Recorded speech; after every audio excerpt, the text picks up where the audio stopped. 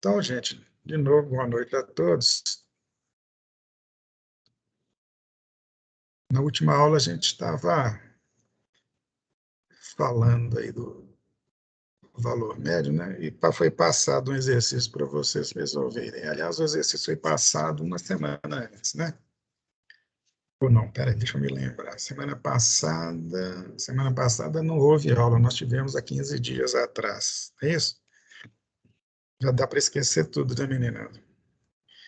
Eu vou fazer o seguinte, eu já tinha até programado resolver os 2 ou 3 exercícios e depois continuar o assunto.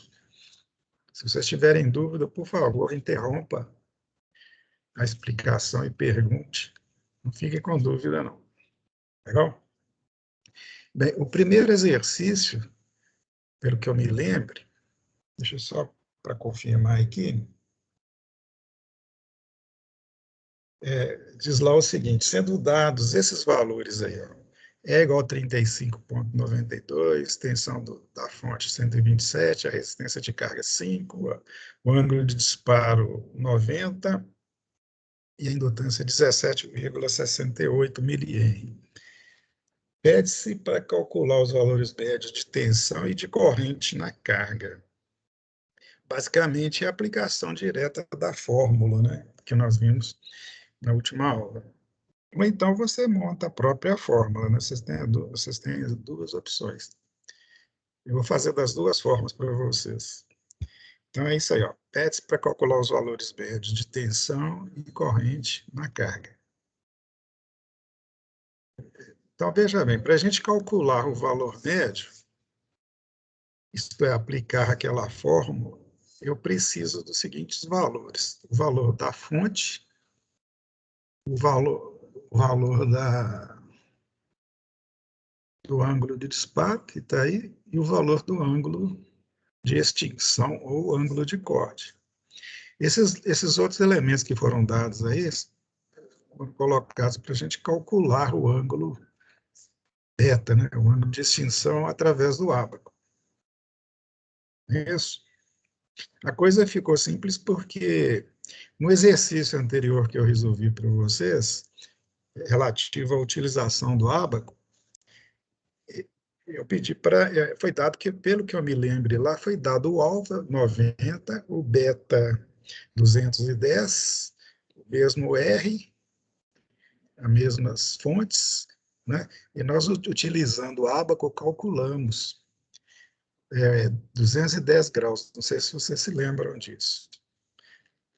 Aliás, foi dado 210, eu estou com a memória fraca aqui, foi pedido o valor da indutância que faz o tiristor cortar em 210. Então, o valor de beta foi estabelecido, né? De qualquer forma, é 210. Porque a indutância que nós calculamos lá, pelo que eu me lembro, foi 17,68. Então, com essa indutância 16,68, alfa 90, e esses dois valores da fonte aí, o beta é 210. Então, não vou precisar de calcular ele aqui, já vou utilizar ele direto lá na equação. É o que vocês já poderiam fazer, ter feito lá no exercício. Legal? Como eu disse, nós podemos calcular o valor médio usando a expressão que a gente pode deduzir, que é essa aí, né? Porque a forma de onda de tensão na carga ela é constituída pela parte senoidal e pela parte contínua. Essa primeira integralzinha aqui, ó, da área da integral, e a segunda da tensão contínua. Isso? Aí, colocando os valores e resolvendo a integral ali, V máximo é 179, isto é 127 vezes raiz de 2, alfa é 90 e beta é 210. E o E está aqui, ó, a expressão está aqui. A gente vai integrar aquela função constante desde beta 2π mais alfa, conforme mostramos na aula passada. Então, é aplicação direta, não tem nem que ficar pensando muito. Nós sabemos que a integral de seno é menos cosseno. Então, dei mais um passo aqui e resolvi a integral, né? Então, a integral de seno é menos cosseno, como é a integral definida, a gente coloca essa barrinha para indicar os limites de integração. A outra expressão aqui é a integral de E de ômega t. É 35,92, então está aqui, ó. E a integral de ômega t é ômega t. Por quê? Porque ômega t é a função cuja derivada é d ômega t, portanto, a integral de d ômega t é ômega t, né? É a antiderivada. Colocando, substituindo os valores, né, dos limites de integração, aliás, resolvendo mais um passo nisso aqui, né, aplicando aquele teorema que a gente chama de teorema fundamental de cálculo, né, que diz que a integral definida é uma tensão, é a subtração da função integral, colocando como variável, aliás, os limites de integração, trocando em miúdos. Integral de menos, a solução da integral de seno, que é menos cosseno, dos limites alfa e beta, é igual ao valor menos cosseno, colocando como variável aqui, ó, o limite superior. Então, fica menos cosseno de beta, que está aqui.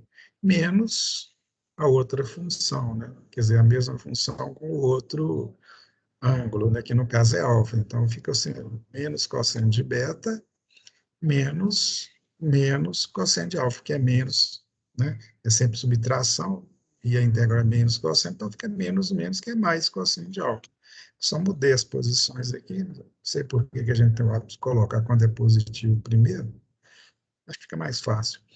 E lá a outra é a mesma coisa, ficou, no lugar de ômega t, eu coloco 2π mais alfa menos, no lugar de ômega t, o beta, né? Que está aqui. Então está montada a expressão aí. Deixa eu tirar. Bem, nós falamos, né, e lembramos que os valores que vão ficar dentro do parênteses aqui tem que ser números, né? Não pode ter unidade, não, porque, aliás, os valores do resultado das integrais, né, que é um cálculo de área, tem que ser dado em número, porque ele vai ser multiplicado por tensão e tem que dar tensão.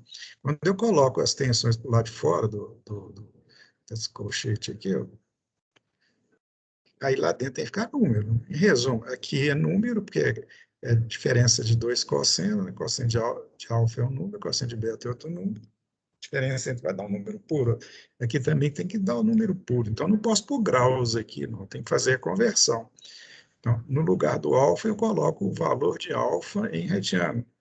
Só usar essa regrinha de 3 que eu coloquei aqui, ó. E o beta é a mesma coisa, o valor de beta em radiano. O que essa regrinha me diz? Olha, se 180 graus corresponde a π, o valor do ângulo em graus equivale ao valor do ângulo em radiano. Portanto, o que eu estou querendo em radiano vai ser o quê? Y radiano é o produto desse aqui, ó, desses dois extremos, né? Que é o valor em graus vezes π dividido pelo outro. É isso aqui, ó, regra de 3 básica. Na realidade, a gente não precisa ficar perdendo tempo raciocinando, não. Se você quer fazer a conversão para radiano de um ângulo qualquer, é só pegar aquele ângulo e dividir por 180, qualquer que seja o ângulo, divide por 180 e multiplica por π direto. Eu fiz isso aí, se vocês quiserem conferir, né? Deu isso aqui, ó. O que eu fiz aqui? Que passo foi esse aqui, ó? Eu continuei dentro lá dos colchetes aqui, ó. Mesma coisa, 179 menos cosseno de alfa é 90, cosseno de 90 é zero, está aqui. Cosseno de 210, cosseno de 210 é 0,86, menos 0,86. Menos está mais aqui. Então, esses dois valores aqui se referem a esse resultado que está aqui. O 35 está aqui, e dentro aqui desse parêntese nós temos os resultados aqui. Ó. 2π é 6,28, 1,57 é o valor de alfa em radiano, e 3,665 é o valor de beta também em radiano. Passo seguinte já é só calcular essa aritmética aí. Eu esqueci de pôr, sabia que eu tinha esquecido de pôr o V máximo aqui. Não, não, já está aqui dentro, desculpe. Eu fiz a multiplicação aqui, então já está tudo feito aí. E o resultado é 48,68 volts, que é a tensão média na carga. Aí eu pergunto, no exercício que vocês fizeram, vocês acertaram? Está conferindo com o resultado de vocês? Pelo jeito. Outra forma de resolver é essa aqui, ó, mais simples, né? Por isso que ela existe, né? Em vez de a gente ficar montando integral, aplica direto aí. Tem tudo aí, ó. V máximo foi dado, né? Quer dizer, foi dado 127, multiplica por raiz de 2, tem o V máximo. Cosseno de alfa, cosseno de 90, cosseno de beta, cosseno de 210, o E que é 35, alguma coisa, VS máximo 179, tá aí. Colocando os valores aí, ó. Opa, desculpe. Colocando os valores estão aí, ó. É só substituir os valores nessa expressão direta, lembrando que alfa e beta é em radiano, não esquecer nunca, que muitas vezes erra só por causa de uma bobagem dessa. Substituindo os valores é só algebrismo, e o resultado é o mesmo, 48,69. Tanto faz calcular de um jeito ou de outro, o resultado é esse, tem que ser, né? O passo seguinte pela lista aqui é calcular a corrente na carga. A carga, ela tem o quê? Nos extremos tem 48,69. A tensão média no indutor é zero, porque o indutor devolve toda a energia que ele recebe. Sempre vai dar zero. Então, não há necessidade de considerar tensão nenhuma no indutor quando se pergunta o valor da tensão média. Aí sobrou o quê? A tensão no resistor e o E contínuo. A soma da tensão no resistor mais o E contínuo é a tensão na carga em termos de valores médios. Aí, quando eu quiser calcular a corrente média, é só fazer isso aí. Eu sei que a corrente média na carga vezes o resistor dá a tensão no resistor, não é isso? Então, eu pego a queda de tensão no resistor e divido pelo resistor. E a tensão no resistor é a tensão média na carga, nos extremos, né? Menos o E, porque a soma da tensão no R mais o E dá o VO médio. Então, é só um algebrismo aí, aplica essa formulazinha aí. Tem-se que a corrente média tem esse valor aí, 2,55 amperes. Alguma dúvida? É só, é quase só aritmética, né, gente? Depois vocês vão se acertaram ou se erraram e por que erraram. O segundo exercício é esse aí, ó. Considerando o retificador básico, né, faça o esboço, quer dizer, você vai desenhar uma forma de onda. Se você tiver dificuldade, tem muitos programinhas que desenham essas formas, esses gráficos aí.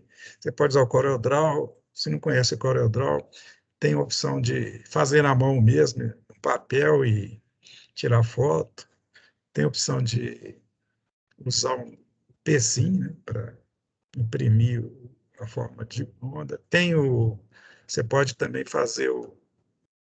utilizar o Excel, quer dizer, são programas que eu acho que vocês já conhecem, né? Eu uso o Corel, mas eu uso o Corel porque eu gosto de fazer desenho, mas eu não exijo que ninguém use o Corel, porque tem que saber usar o Corel. Ele é programa de desenho, né? Não é programa para técnica em eletrônica, né? É para quem gosta de desenho, o trabalho é desenho.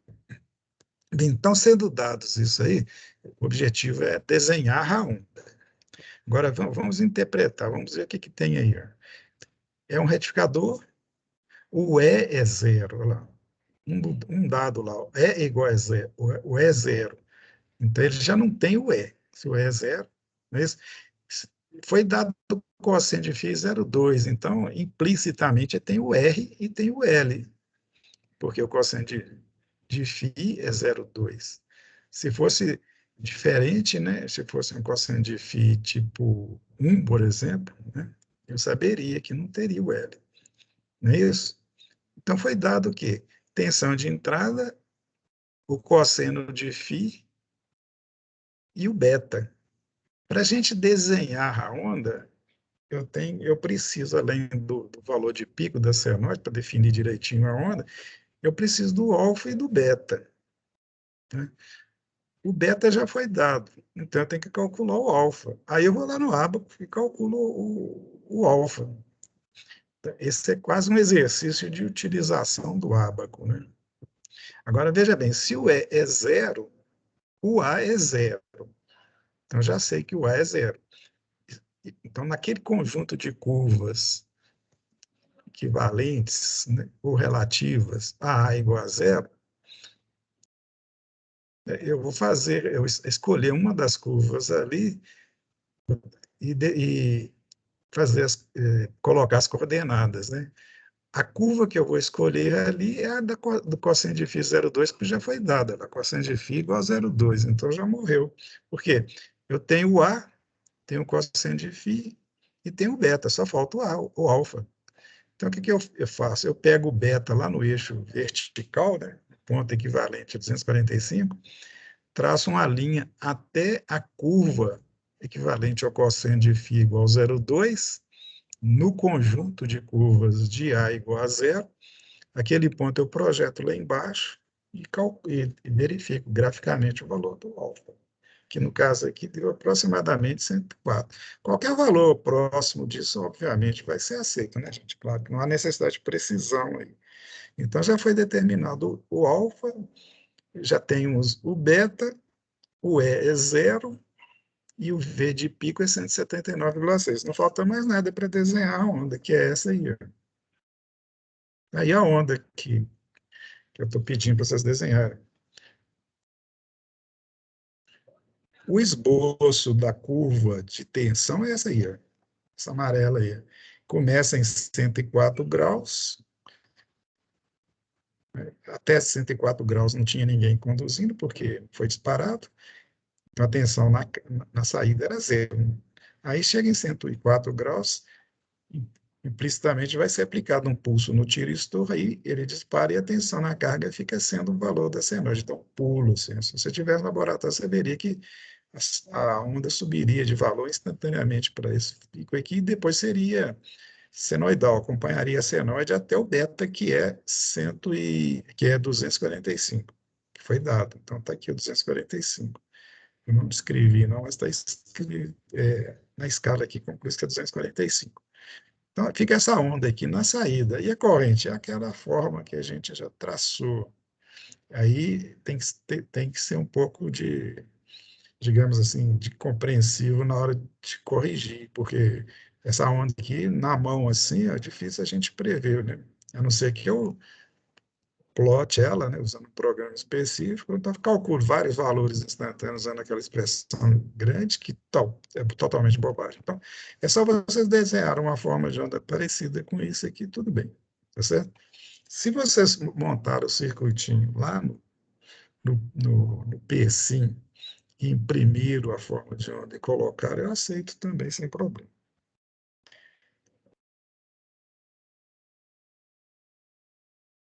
Valores médios, aplicando a fórmula direta, que é o seguinte, né? Dentro desse mesmo problema, aplicando a fórmula direta, está aí a fórmula, substituindo lá na fórmula o quê? O valor de pico, o cosseno do alfa, que é cosseno de 104, cosseno de beta, que é 245, o E zero é zero. O interessante é que toda vez que o E for zero, esse fator aqui, ó, essa parcela da soma aqui é zero. E lá fora é zero também, aí a expressão fica essa aqui, ó. Portanto, todas as vezes que vocês forem calcular a tensão média num circuito, que só tem o RL e um diodo, pode usar direto essa fórmula aí. Não precisa de integral nem nada, é só usar essa fórmula aí. E outra, se for diodo, no lugar de tiristor, se for diodo, é só colocar o cosseno do ângulo de início de condução, se for diodo. E o diodo? O diodo vai conduzir a partir de zero. Se o diodo vai conduzir a partir de zero, o alfa é zero. E cosseno de zero é 1. Então, é só pôr uma aqui. Então, se vocês tiverem tira-estor, coloca o cosseno de alfa. Se tiver de outro, coloca um. A forma fica mais simples ainda. Tá certo? Guarda essa fórmula aí, que ela é mais fácil de guardar. Você não corre o risco de errar um cálculo integral lá numa expressão um pouco mais elaborada. Bem, colocando os valores, está aí, 179,6, e os ângulos referidos lá, chega a ser isso aí. Ó. Substituiu o cosseno de 104, cosseno de 245, tal. Esse valor aí. Ó. Essa é a tensão média na saída. Observe o detalhe, é um valor bem pequenininho, né, gente? 5,17, como é que pode? Eu estou com a tensão de 127 volts, eficaz, 179 de pico, coloco um voltímetro na carga e ele vai medir um valor desse. É só voltar lá atrás que vocês vão entender por que é tão baixo assim. Veja a curva aí. Ó. O valor médio é a soma das áreas. Se vocês observarem bem, a área superior é praticamente igual, é quase igual, é um pouquinho maior do que a inferior, quer dizer, a área positiva é um pouquinho maior do que a área negativa. A soma das duas áreas, né, a área total é a soma algébrica das duas áreas. Se você tivesse calculado a área de cima e calculado a área de baixo, pegado a maior menos a menor, né, e dividido pelo período, você tinha 5 volts. Quer dizer, 5 volts, na realidade, é baixo porque a diferença entre as duas áreas é pequena. Isso é até um indicativo, uma maneira de você conferir o seu cálculo. Se você calcula sabendo que a área, que a curva é essa, quer dizer que vai dar um valor muito baixo, porque a maior é pouco maior do que a menor, e se der um valor grande de resultado, você vai suspeitar do resultado, vai achar que tem qualquer erro no cálculo lá e vai conferir. Então, não era para dar grande mesmo, não. Ela pode ser, dependendo da situação, dependendo do caso, ser até negativa, né? Se a área é menor, se a área é negativa, melhor dizendo, se a parte de baixo for maior que a de cima. Né? E é possível isso? Seria possível se o beta viesse cá para frente, cara. Pensa bem. Né? Se o beta viesse cá para frente, ela poderia ser. Só que tem um detalhe: não é possível ter um beta muito grande. Se vocês olharem no ábaco lá, existe um limite. Se eu colocar a indutância, valor infinito lá na indutância, que é o caso de atrasar o beta maior possível, você vai chegar à conclusão lá que não tem como a área ser negativa para esse tipo de retificador. É só teórico, né? Teoricamente, se falar o beta é 290, por exemplo, por aqui. Ó. Aí você vai concluir que a área negativa é maior que a positiva, vai calcular, vai dar negativo, só que você não vai conseguir montar, porque não existe como você ter uma indutância tão grande, né, ou uma situação real que possibilite aquilo, tá certo? Os retificadores, eles não têm condição de ter tensão negativa, esse tipo de retificador, não. Agora, existem outros tipos, por exemplo, trifásico, em situações especiais, você consegue ter tensão negativa, média negativa na carga, não instantânea, média. Tá certo? Nós vamos ver isso depois. O tubo aí. Terceiro exercício aqui. A pergunta é: há necessidade de continuar resolvendo os exercícios? Ou vamos continuar a matéria? O que vocês me dizem? Okay? Vocês não falam nada, eu estou pensando que não tem ninguém. Opa, Opa! O que vocês me dizem? Continuar resolvendo? Vocês é que mandam. continua. Vou resolver mais um, então. Só mais esse, tá? Vocês estão preocupados com alguma coisa? Quer dizer, parece que sim, né? Vocês podem dizer por que estão, com que estão preocupados, que aí a gente procura uma solução.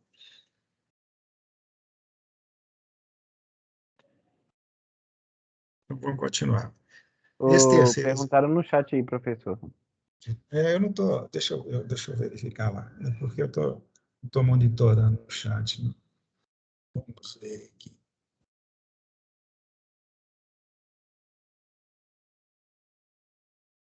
Vamos lá.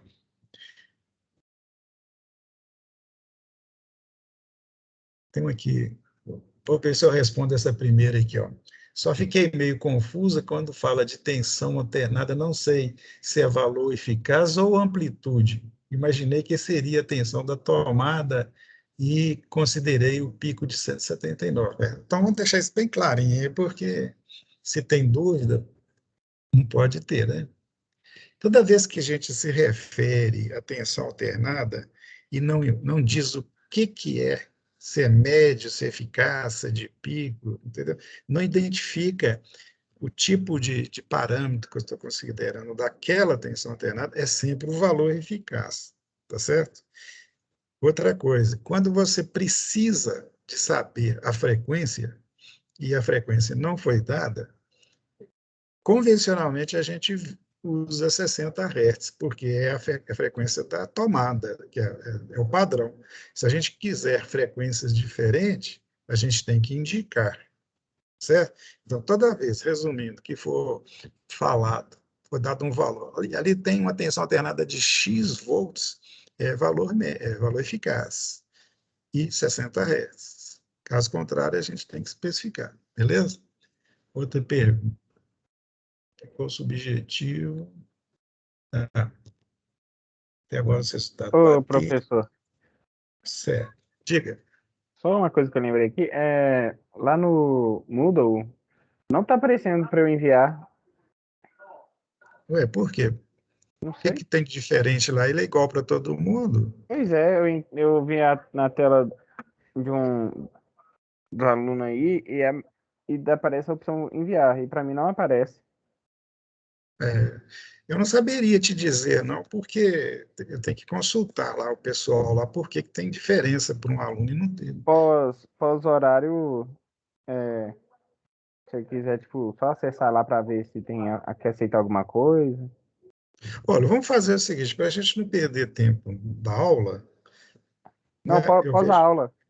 Não, eu faço o seguinte, manda ele pelo meu e-mail, pode ser? Beleza. É, Você manda ele por e-mail, mas só não fica demorando muito. Manda no máximo até amanhã cedo. tá. Pode ser? Quem Eu, quis, quem eu, não eu te mando um entregou, print também que não fica aparecendo, só para você ver também. Aí você pode mostrar a outra pessoa. mostrar o quê? Não entendi, não. Eu vou te mostrar também como que fica lá para mim. Ah, sim, sim. Entendi. Você me passa seu Eu e-mail? descobri a causa. Sim, faz esse favor, tá? Aham. Beleza. Mais alguém aí tem algum problema de entrega? É só, qualquer um quiser entregar no e-mail, não Qual tem que é seu problema, e-mail? tá? Deixa eu colocar aqui no. Deixa eu ver se eu consigo mandar daqui do. Aqui, não posso. Deixa eu dar uma paradinha aqui, tá, gente? Só para resolver isso. Espera aí, só um segundinho. Vou pôr aqui.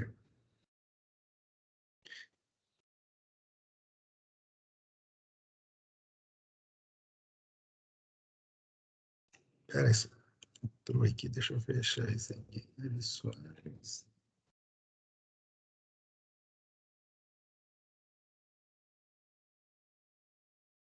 Eu te mando hoje ainda. Ela já tá Tá. pronta. Beleza, aqui, ó. Coloquei o e-mail aí, tá? Voltando no ponto que nós paramos aí. Professor, Oi, filho. eu tive atividade no Moodle, se não me engano, precisava até 6 horas, né? Aí no Cigar tava até 7. Aí na hora que eu entrei Mas lá, era antes de 7. Eu entreguei acho que 6h30. Aí ficou meia hora atrasado. Será que tem algum problema? tem não. Se ele recebeu, é porque quando eu programei lá no Siga, eu acho que eu errei lá. Eu acho que não. Eu sou muito assim, muito disperso, sabe? Às vezes eu digito uma coisa e não confiro. Eu tenho que conferir tudo que eu digito para não digitar errado. Você, eu não tem problema, não. Eu queria que vocês entregassem era antes da aula, né? Mas não tem. Essas coisas não são rígidas, não, tá? O importante é vocês fazerem, né? E entregarem, tá certo? Mesmo eu, olha, eu sou muito exigente, não sou assim que carrasco, que fica desconfiando das pessoas, cutucando, apertando. Não, vocês é que a medida é de vocês, né? Então, eu por mim, vocês entenderem o meu modo de vida, estilo de vida, eu acho que, primeiro, eu não avaliaria ninguém. Eu acho que avaliar é uma coisa até muito pretensiosa de qualquer ser humano. Avaliar, né? Eu gosto de avaliar, é quando a gente está avaliando, é o processo. Quer dizer, eu quero saber, pelo resultado das questões que eu passo, se vocês estão aprendendo a minha aula. Eu só quero saber isso. Vocês estão aprendendo, e se não estão aprendendo, quais os pontos que está fraco ali, que eu não estou conseguindo ensinar? Qual que é a deficiência da aula? Porque a aula ela não pode ter deficiência. Nós estamos aqui para ensinar e vocês estão para aprender. Então, ela não vai chegar a esse objetivo por vários motivos. Eu gosto de saber os motivos, porque os que eu puder corrigir, eu corrijo. Quando é motivo assim que está na minha competência, eu consegui, tudo bem, eu fico feliz, eu corrijo. Às vezes o motivo não está na minha alçada, na minha capacidade de corrigir, e complica, né? Mas porque também é um processo que tem o programa e tem vocês, né? Se o problema for meu e do programa, talvez eu consiga resolver. Se o problema for de vocês, se eu puder ajudar vocês a resolver, eu ajudo. Se eu não puder, vocês aqui têm que resolver. Às vezes, não consigo ajudar, né? Às vezes o programa não está de acordo, às vezes as aulas estão, sei lá, muito fora de uma realidade que possa garantir a aprendizagem. Então, tudo tem que ser. Por isso que eu gosto de avaliar assim, né? Para saber. Agora, se vocês, por exemplo, se a gente, vocês não, se o processo não tiver dado certo, melhor dizendo, se o processo tiver dado certo, eu avalio vocês. Digamos que eu avalio vocês todo dia, e todo dia eu tenho um resultado e corrijo o processo. E vai. Quando chegar no final do ano, todo mundo passou com a nota máxima. Por quê? Porque nós avaliamos o processo, né? E o processo é a aula e a aprendizagem. É o que existe nesse meio termo. Então, que alguém toma bomba, alguém fica com nota baixa? Não, então eu não ligo muito para isso, não. Entendeu? Agora, se o processo não funciona bem, ou melhor, se o processo funciona muito mal, eu acho que ninguém tem que passar, né? E também eu nem devia receber o meu salário, né? Entendeu? Do ponto de vista. Por quê? Porque ninguém fez a parte dele. Mas se todo mundo faz a parte dele da maneira certa, todo mundo passa, todo mundo aprende. São duas situações extremas, né? Ninguém aprendeu nada e todo mundo aprendeu tudo, né? Isso aí é utopia. Mas a gente tem que trabalhar nesse sentido, de que todo mundo aprenda. Então, eu dou um exercício para entregar hoje, porque eu queria que vocês fizessem hoje para a gente discutir. Só isso, né? Mas se não entregaram, eu deixo vocês entregar depois. E eu confio que vocês são maduros e que sabem que o interesse é de vocês aprender. O interesse não é vocês só tirarem nota, o interesse é vocês aprenderem. Então, pode entregar sem problema, né? Mesmo depois de eu ter resolvido esse exercício, vocês podem entregar também. Aí alguém vai falar, pô, eu entreguei sem ter essa aula de hoje. Então, entrega de novo, não tem problema não. Mas que seja coerente com vocês mesmos ao fazer de novo, tá? Não se importe com a nota. Eu não vou dar bomba a ninguém, não. Pelo menos não darei se vocês fizerem a parte de vocês. Se eu notar que vocês estão vindo às aulas, resolvendo os exercícios, se esforçando para aprender, né, eu vou entender que vocês aprenderam o suficiente para passar. E está tudo bem, tranquilo, sem problema, tá, gente? É por aí. Ainda mais na situação do ensino remoto, que a gente está bem consciente da dificuldade de todo mundo, né? De vocês, nossa, do processo, né? Eu estou gastando, vocês nem imaginam, eu estou aqui, vocês podem não acreditar, mas eu estou trabalhando em casa muito mais do que se eu estivesse no Cefet. Olha que eu ficava lá no Cefet, tinha dia que eu ficava 13 horas lá trabalhando direto. Eu não ficava conversando, eu ficava trabalhando mesmo. E em casa eu estou trabalhando em alguns momentos até mais do que isso, escrevendo, preparando aula, tentando achar um jeito de ensinar para os alunos, entende? É complicado, né?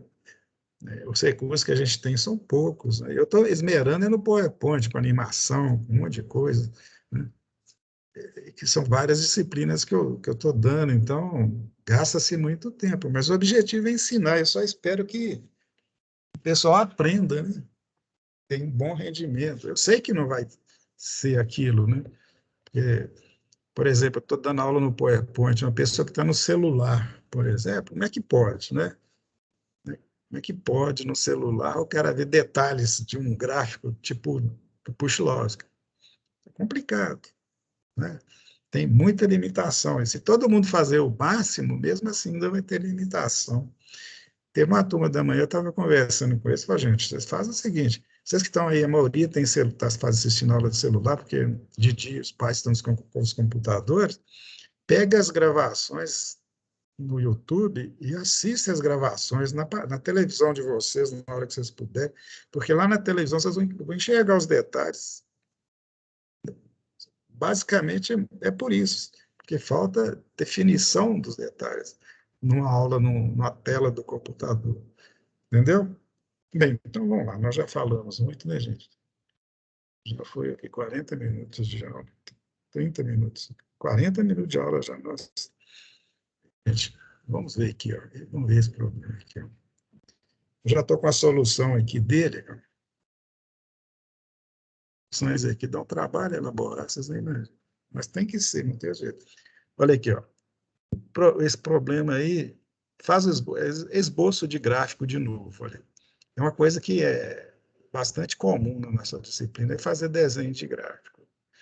Então, faça o esboço dos gráficos de VO de T, quer dizer, tensão na saída e a corrente na saída, sendo esses mesmos valores, ó, 127 volts, no caso é eficaz, porque não está escrito nada, E igual a 107,76, R igual a esse valor aí, L, tá.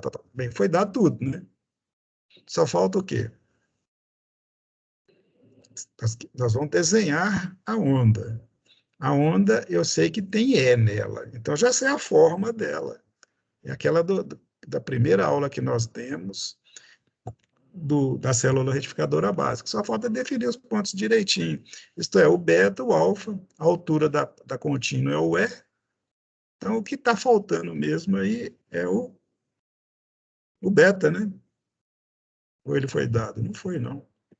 Agora, eu coloquei uma coisinha aqui que vocês não precisam de pôr no exercício, que é cálculo de A e alfa-linha, no caso do alfa 1, desculpe.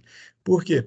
Porque muitas vezes, gente, costuma, na prova, ter pegadinha. O objetivo lá é ver se vocês estão atentos a detalhes. É importante, além de saber, estar atento aos detalhes. Um detalhe é o seguinte, olha, o alfa é 70 graus, foi dado, tá? Mas se o alfa-linha não, alfa 1, eu estou falando em linha, não sei porquê, se o alfa 1 for maior do que 70, o tiristor não vai disparar. Por quê? Porque ele só pode disparar para ângulos superiores ao alfa 1.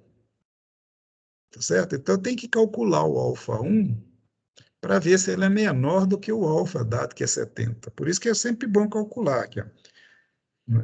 Né? Eu não coloquei pegadinha aqui, não. Por que eu não coloquei? Porque quando eu calculei aqui, ó, eu calculei o A, tá aqui, ó, 0,6. Alfa 1 é arco cosseno de A, entendeu? Que deu o quê? 36,87. Quer dizer, o alfa 1 é menor do que alfa. Então, tudo bem, mas se fosse maior, não. Entendeu? Por isso que eu coloquei. Então, eu gosto sempre de calcular e pedir para vocês calcularem primeiro o alfa 1, para ver se o ângulo alfa dado, ele é coerente, né? Que ele permita que dispare naquele ângulo. Como esse aqui foi, aí eu passei para o seguinte, que é o cosseno de φ. Aí eu uso essa fórmulazinha aqui, ó, calculo o φ, né? Primeiro eu calculei aqui a tangente de φ usando ômega L sobre R. Com tangente de φ, eu calculei o φ, porque φ é a tangente desse valor que deu aqui. Ó. Portanto, o φ é 36,91. Calculei o φ e o cosseno desse ângulo é 0,8. Então, já tem aqui, o cosseno de φ é 0,8. Bem, passa o seguinte. Opa, Com cosseno de φ02, lá no ábaco, né? Pensa bem, esse exercício aqui é para usar o ábaco. O objetivo é usar o ábaco. Foi dado esse valor do alfa. O cosseno de φ08 que eu calculei. O A é 0,6. Pensa bem, são 4 variáveis que, se eu tiver 3, eu calculo a quarta. Uma delas é o alfa. Aí eu pego o alfa 70, subo com a linha lá no ábaco. O cosseno de φ é 0,8. Então, eu vou pegar uma das curvas que tem lá. Qual curva? E aí eu vou onde? Lá no A. Eu pego o molho de curvas, aquele conjunto de curvas do A igual a 0,6, né? A linha que saiu lá do alfa 70 cruzou elas lá, né? Cruzou aquelas curvas todas. Mas aí qual curva que eu vou usar? É a do cosseno de φ 0,8. Vai cruzar o cosseno de φ 0, 1, 0,2, tal, tal. Eu quero a do 0,6. Aí eu marco o ponto lá e projeto e verifico qual que é o valor do beta. Vou projetar no eixo vertical, que são os valores de beta. Aí deu o quê? 170 graus. Aí eu já posso montar a curva. Aqui, está aí a curva montada. A mesma curva nós vimos na aula do retificador, da célula retificadora básica. O que nós temos aqui? Ó? O E, que é o valor da tensão na carga até o tirestor disparar, porque enquanto ele estiver cortado, isto é, até ele disparar, enquanto ele não disparar, a tensão na carga é a tensão da bateria, já que não tem queda de tensão nem no indutor e nem no resistor, porque ele não disparou, não tem corrente, não carregou magneticamente o indutor, não tem tensão no indutor, está inativo, né, digamos assim, não tem queda no resistor porque não tem corrente, só tem o E. Então fica o E na carga. Só que quando chega em alfa, que é 70 graus, aqui é 70 graus, aí o tiristor vai disparar porque é um dado do problema. Vai ser aplicado um pulso ali nele, ele vai disparar. Disparou, ele joga a tensão. Ele vira um curto e joga a tensão na saída, como já falamos várias vezes. Então a tensão na saída fica sendo a senoide até ele cortar. Que vai cortar onde? Em 170 graus. Aqui, ó. Só que 170 graus, gente, está antes do pia, cara. Pia é 180. Então ele cortou antes da tensão ficar negativa. Qual que é o problema? Não tem problema, é uma característica, aconteceu, tá certo?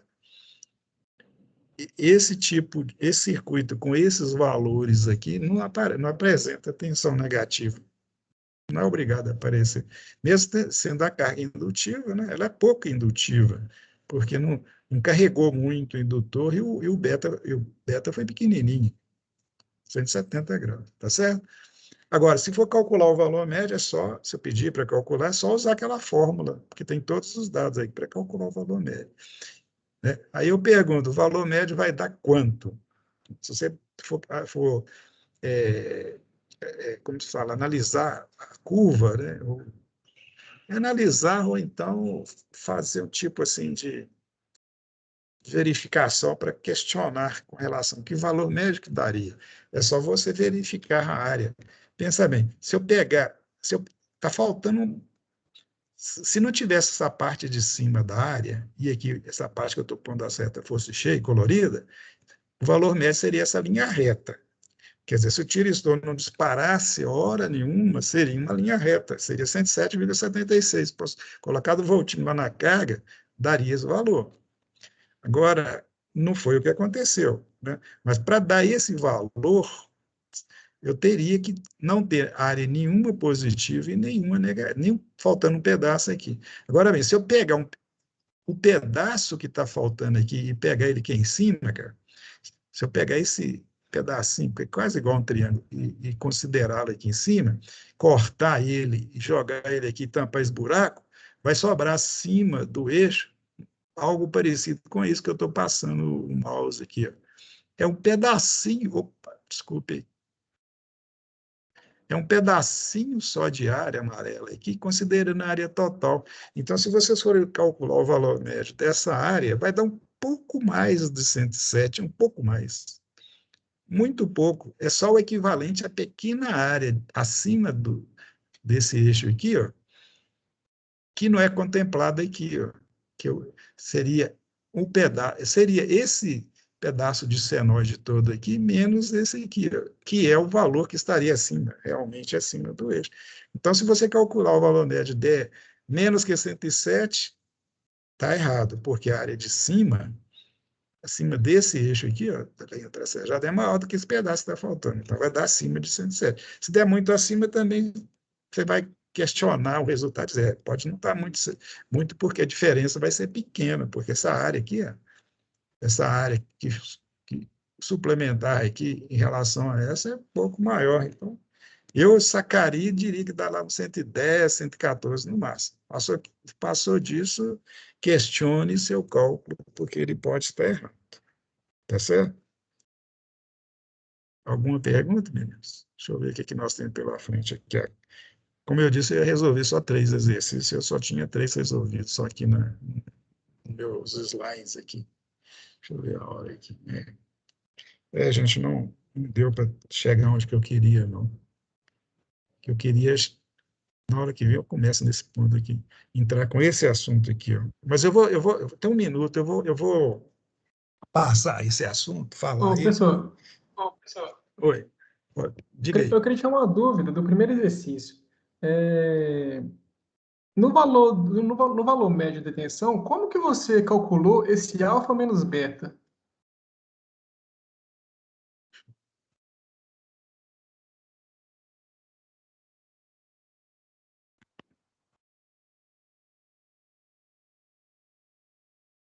Esse aqui.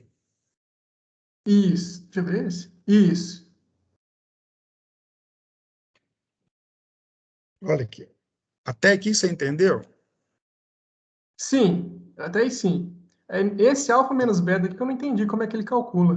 Porque eu vi que ele não é jogado diretamente aqui na fórmula. Olha aqui, ó. Peraí. Ah, fez regra de 3. Regra de Tá. 3. Esse 2π aqui, ó, na realidade é 2π mais alfa, que está aqui em cima, ó, tá Uhum, certo? No lugar uhum, de ômega t, eu coloco o ângulo que tiver aqui, menos, de novo, no lugar de ômega t, o ângulo de baixo. Então, ficou 2π mais alfa, menos, né, o beta, que é positivo. Então, ficou menos beta. Na hora de usar, eu não posso usar ângulo aqui, eu devo usar número. Então, como é pi radiano aqui, pi radiano aqui, aqui também, ó. Então tem que uhum, um anular o outro cá na frente, ficar só tensão lá em cima. Então, veja bem, no lugar do alfa aqui, ó, que é 90, se não me engano é 90, né? uhum. Então, eu usei a regra de 3, então vai ser 90 sobre 180 vezes π, que deve ter dado esse valor aqui, ó. 1,570. Da mesma Uhum, forma, eu peguei o beta, que é, se não me engano, vale a memória, é 210, né? Esqueci uhum. qual que é o valor. É 210. Pois é, dividindo ele pelo 180 vezes pi, dá esse valor, entendeu? É feito dessa forma.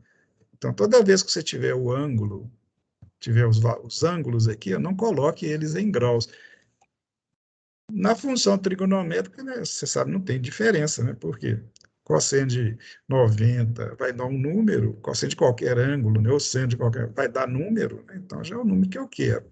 Vocês têm que tomar cuidado é que, se você, por exemplo, for usar esse elemento aqui, ó, 1,57 lá, e verificar o cosseno dele aqui, ó, a sua calculadora tem que estar ajustada lá, configurada para radiano, né? Senão está Sim, errado. sim, sim. Né? Isso aí vocês já estão acostumados a fazer.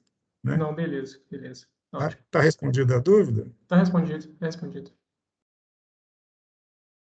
Foi aqui, já acabou a aula. Eu queria falar, mas eu vou falar na aula que vem. Eu já queria mostrar, eu fico na expectativa, né, de chegar no que eu tinha programado, né? Quando eu não consigo, eu fico... O assunto da aula que vem, eu vou só, não vou falar ele assim, não vou explicar, não, mas quem quiser dar uma lida antes, não vai ser ruim, não. É isso aqui, ó. Estudo da célula retificadora básica com DR. DR não é discussão da relação. DR é diodo de roda livre ou diodo de recuperação. É um diodo que a gente coloca aqui, ó. Então, o próximo assunto nosso é pegar a célula retificadora e colocar esse diodo e analisar para ver o que vai acontecer. O objetivo são dois objetivos desse diodo aí, basicamente. Um deles é evitar que, dependendo do ângulo de disparo, haja tensão negativa na carga. A tensão se torna só positiva quando tem esse diodo. Então, aquela parte de baixo negativa da tensão na carga, o diodo evita que ela exista. Essa é a primeira situação. E a segunda situação é que ele torna, que é mais importante, a corrente, a forma da corrente, gráfico da corrente, portanto, a corrente mais plana. Mesmo com esse tipo de retificador, que é o pior tipo que tem, né? O pior retificador que existe é o retificador de meia onda, monofásico de meia onda, porque os outros, as performances dos outros são sempre melhores, né? E é lógico isso, você não ia fazer um retificador com mais diodo, mais tiristor, se ele fosse pior, né, do que isso. Faria isso, que é muito simples. Né? Então, todos os outros são melhores do que esse. Então, esse que é o pior de todos, mesmo sendo o pior de todos, se você coloca um diodo aqui, a onda fica mais plana. Quer dizer, se você tem uma tensão que não é negativa em momento nenhum, e a corrente fica mais plana, você aproxima o seu retificador ao objetivo, que é ter um retificador ideal. O retificador ideal é ter aquele que a tensão é só positiva ou só negativa, dependendo do caso, e a corrente é a mais plana possível. Né? Porque variações de corrente, ou correntes que têm formas não planas, elas promovem ruídos no sistema, principalmente, e também dá instabilidade no funcionamento do circuito. Você quer uma tensão contínua, quer dizer, polaridade definida, e uma corrente reta, entendeu? Filtrada, como a gente diz. E, nesse caso, quando o retificador já fornece uma corrente razoavelmente plana, você não precisa de filtragem, porque filtragem de fonte, principalmente essas fontes de potência muito grande, é muito complicado. Por que é complicado? Porque vai usar indutores só para filtrar. E são, às vezes, indutores grandes, né? Que onera muito o processo todo, além de ser incômodo. Entendeu? Então, um diodinho desse, às vezes, só um diodinho já ajuda você a não ter que usar um filtro. Entendeu? Nós vamos mostrar isso na semana que vem, então. Beleza?